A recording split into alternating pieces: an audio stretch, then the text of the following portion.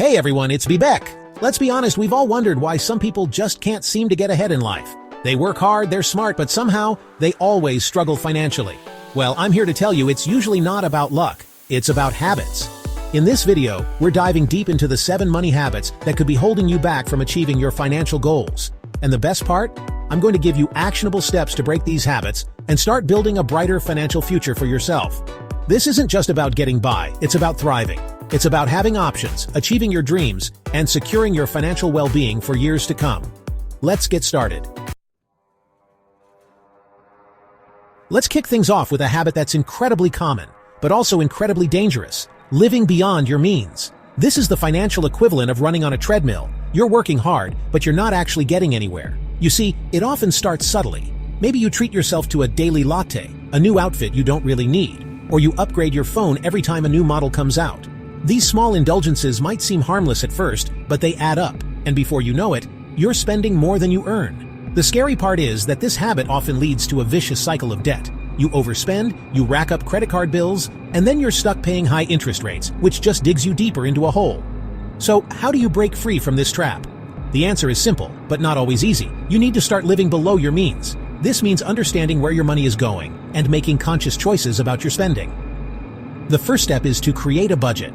A budget gives you a clear picture of your income and expenses, so you can identify areas where you can cut back and free up more cash. Once you have a budget, the next step is to track your expenses religiously. Every dollar that leaves your wallet should be accounted for. And finally, here's the golden rule: pay yourself first. Remember, living within your means isn't about deprivation, it's about freedom. Alright, let's talk about another money habit that can really keep you stuck in a financial rut: not having an emergency fund.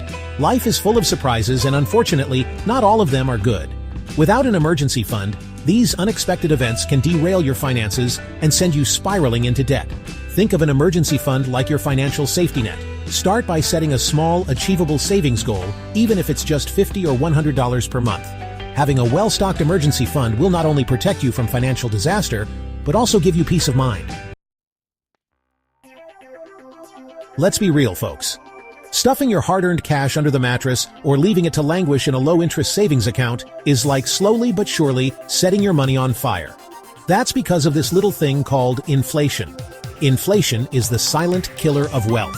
It erodes the purchasing power of your money over time, meaning that the same amount of money buys you less and less as the years go by. Simply put, if your money isn't growing, it's shrinking.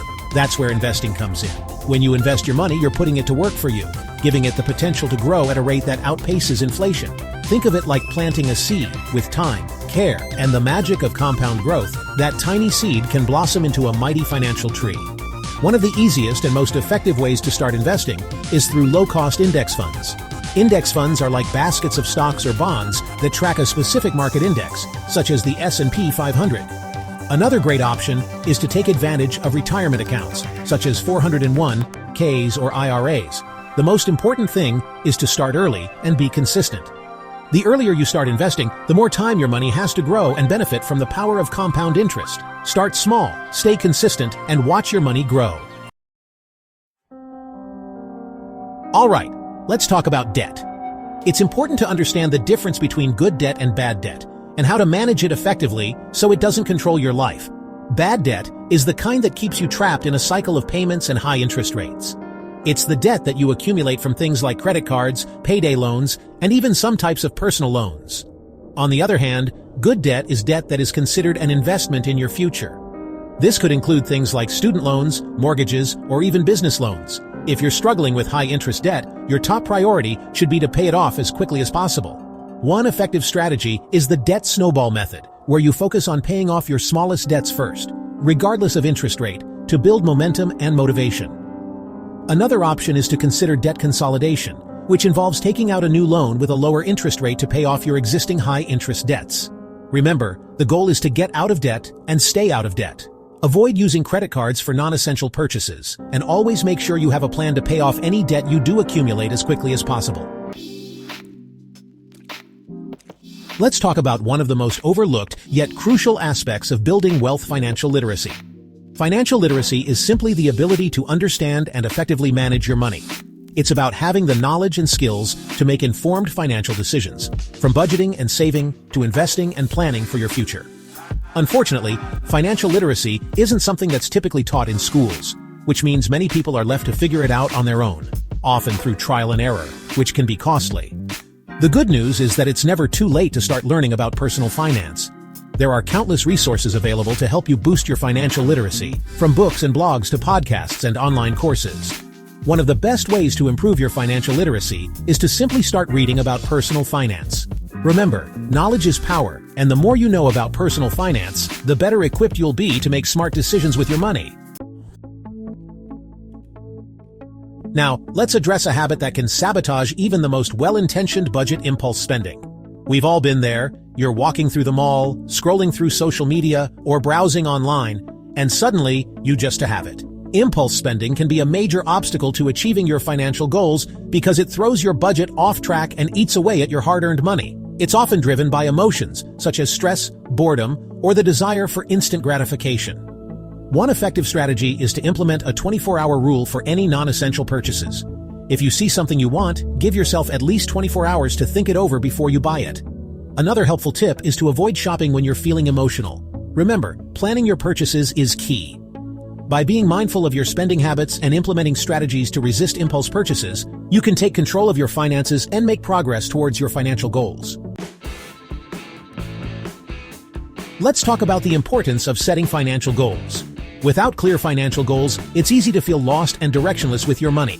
Financial goals give you something specific to work towards and help you stay motivated on your financial journey. They provide a roadmap to guide your financial decisions and ensure that you're allocating your money in a way that aligns with your values and aspirations. When setting financial goals, it's important to make them smart. Specific. Your goals should be clear and well-defined. Measurable.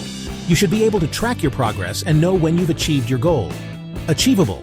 Your goals should be challenging but realistic. Relevant. Your goals should be meaningful to you and align with your values. Time-bound. Your goals should have a deadline to create a sense of urgency. Examples of smart financial goals could include saving for a down payment on a house, paying off credit card debt by a certain date, or investing a specific amount of money each month. Once you've set your goals, break them down into smaller, more manageable steps. This will make them feel less daunting and more achievable. Finally, make sure you review and adjust your goals regularly. Life is constantly changing, and your goals should evolve with you. By setting smart goals, breaking them down into smaller steps, and reviewing them regularly, you'll be well on your way to achieving financial success. Let's talk about the importance of regularly reviewing your financial progress. Think of it like checking the gauges on your car's dashboard. You need to make sure everything is running smoothly and that you're on track to reach your destination. Ignoring your finances won't make them magically disappear. By regularly reviewing your finances, you can identify potential issues early on and take corrective action before they snowball into bigger problems. So, how often should you review your finances? I recommend scheduling a financial check-in with yourself at least once a month. During your financial check-in, start by reviewing your budget and tracking your spending.